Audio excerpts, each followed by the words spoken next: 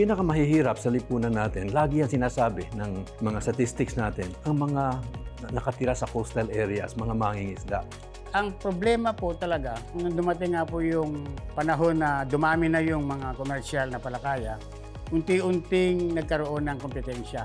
Kompetensya ng komersyal sa maliliit at nagkakaroon ng pagbaba, una ng kita ng mga maliit na mga isda at yung pagkasira ng kalikasan. Napakahirap nung aming kalagayan bilang mga mangingisda na ang objectives mo is pangalagaan yung karagatan. Kasi yun lang naman yung source of income ng family mo.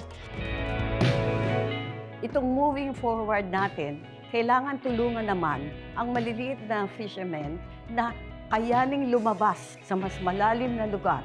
Bigyan sila ng sapat na kakayanan kasi maraming lugar din sa municipal waters ay affected na ng pollution, ng climate change, and even physical destruction.